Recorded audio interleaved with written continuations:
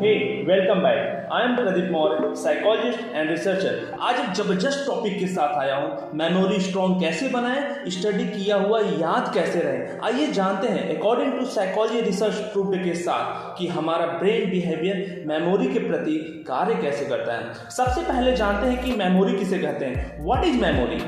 Memory हमारा past experience होता है, या यूँ कहें कि मेमोरी पास्ट एक्सपीरियंस को ब्रेन में इकट्ठा करने की क्षमता होती है।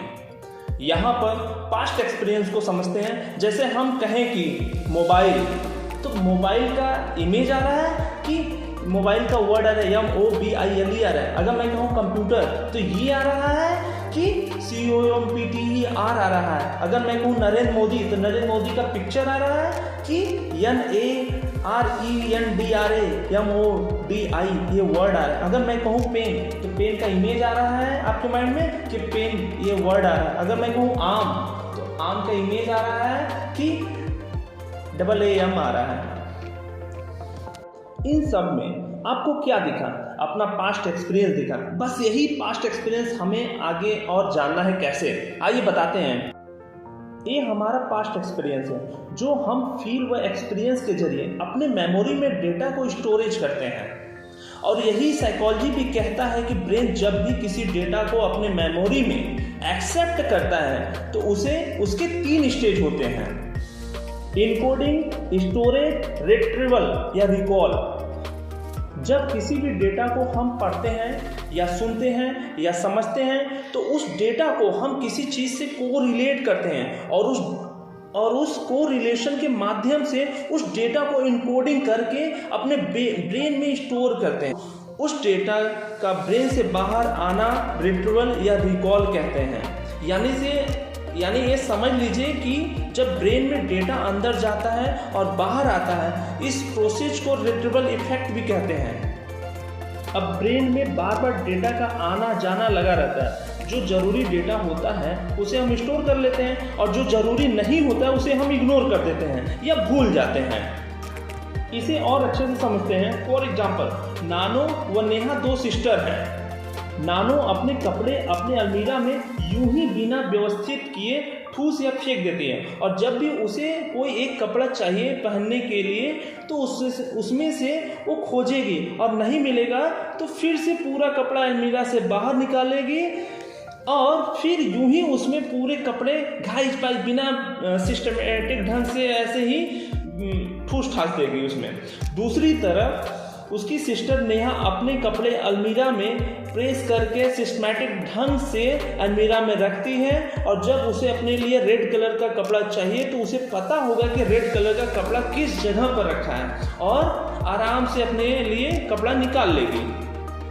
अब बताइए कि नानो का अलमीरा अच्छा है या नेहा का अलमीरा अच्छा है? बेशक नेहा का अलमीरा इसलिए अच्छा है कि उसमें कपड़े सिस्टमैटिक ढंग से रखे हैं और जो कपड़े चाहिए हमें तुरंत निकाल लेंगे। उसी तरह से हमारा ब्रेन मेमोरी भी कार्य करता है। हम जो भी पढ़ते हैं या सुनते हैं या समझते हैं तो क्या उसे बिना सोचे समझे बस पढ़ते रहना चाहिए या सोच समझकर एक सिस्टमैटिक ढंग से अपने मेमोरी में डेटा रखना चाहिए? आइए जानते हैं कि ऐसी कौन सी सिस्टमैटिक तरीका या फार्मूला है जो हम अपने मेमोरी को स्ट्रॉन्ग बना सकते हैं। तो फार्मूला ऐसे है: VME, विजन, मिशन, एक्सपीरियंस। इसे और अच्छे से समझते हैं। विजन मतलब विजुअलाइजेशन, पिक्टोरियल इमेजेस। जब कोई डेटा हम याद करने की कोशिश करते हैं तो उस डेटा को हम शॉर्ट फॉर्म में इनकोड करते हैं या उस डेटा को छोटे छोटे फॉर्म में इनकोड करते हैं। अब इनकोडिंग कैसे होता है? जैसे भारत के 28 राज्य के नाम हम सिर्फ 2 लाइन में इनकोड कर सकते हैं।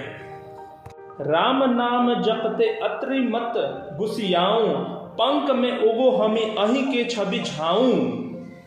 देखिए, राम, रा से राजस्थान, म से महाराष्ट्र, ना से नागालैंड, म से मणिपुर। ऐसे 28 राज्यों के नाम हम याद कर सकते हैं। यानी कि किसी भी डेटा का शॉर्ट फॉर्म बनाना, उसे किसी पिक्चर या अदर कंटेंट से कोरिलेट करते हैं और उस डेटा को हम इनकोड करके अपने ब्रेन में स्टोर करते हैं। तो इस मेथड को निमोनिक्स मेथड भी बोला जाता है। किसी भी डेटा को हम शॉर्ट फॉर्म कितना अच्छे से बना सकते हैं, किसी भी डेटा को हम कितने अच्छे से किसी पिक्चर से या कंटेंट से कोरिलेट कर सकते हैं, ये निमोनिक्स मेथड होता है। अब बात करते हैं मिशन के बारे में। मिशन कैसा होना चाहिए? आपका वाई स्ट्रांग होना चाहिए, मतलब आपका वाई स्ट्रांग होना चाहिए। हमें क्यों याद करना चाहिए, हमें क्यों कार्य करना चाहिए, हमें क्यों पढ़ना, जो भी आप याद कर रहे हैं उससे पहले क्यों याद कर रहे हैं, एक क्लियर होना चाहिए। आपके अंदर क्विजनेस होना चाहिए। जितना ज़्यादा क्विजनेस करोगे उतना आंसर रिकॉल होगा। फिर सुनिए, जितना ज़्यादा आप क्विज करोगे, जितना ज़्यादा आप क्वेश्चन करोगे, उतने ही ज़्यादा आपका आंसर रिकॉल होगा। बस एक चीज़ याद रखिएगा। अब बात करते हैं एक्सपीरियंस की बारे। एक्सपीरियंस क्या होता है? एक्सपीरियंस हमारा फीलिंग, थिंकिंग और हैबिट होता है। आइए जानते हैं। किसी भी डेटा को अपने डे टू डे लाइफ में को रिलेट करके, फील करके और अपने थिंकिंग व हैबिट के अनुसार अपने एक्सपीरियंस में लाएंगे, तब जाकर के आपका ब्रेन मेमोरी स्ट्रांग होगा। आइए जानते हैं कैसे। ये आपका ब्रेन मेमोरी है, इसमें डेटा इनपुट होकर जा रहा है और बाहर आ रहा है। बार बार एक ही डेटा का आना जाना लगा रहता है, तो यही डेटा अपने एक्सपीरियंस में आ जाता है और अनुभव किया हुआ बात या डेटा लाइफ में कभी नहीं भूलता है। ये साइकोलॉजी रिसर्च कहता है। कहावत आपने सुना होगा, पत्थर पे रस्सी का निशान नहीं रहता। जब एक ही पत्थर पे बार बार रस्सी आना जाना लगा रहता है तो पत्थर पे निशान बन जाता है। उसी तरीके से हमारा ब्रेन मेमोरी भी होता है। जितना ज़्यादा हम डेटा को इनकोड करके मेमोरी से रिकॉल करेंगे, लेकिन रिकॉल में आपका एक्सपीरियंस होना चाहिए, मतलब आपके अंदर हैबिट होना चाहिए, थिंकिंग होना चाहिए, फीलिंग होना चाहिए। तब जाकर बार बार आप जो उसको रिकॉल करेंगे तो आपका वो मेमोरी, वो डेटा आपके एक्सपीरियंस में आ जाता है। आई होप आपको अब समझ में आया होगा कि हमारा ब्रेन मेमोरी कैसे वर्क करता है। हमें अपने ब्रेन मेमोरी के अकॉर्डिंग स्टडी करना चाहिए। हमेशा याद रखिएगा, हार्ड वर्क नहीं स्मार्ट वर्क पर ध्यान देना चाहिए। बस एक फार्मूला याद रखिएगा, vision, mission, experience and strong memory.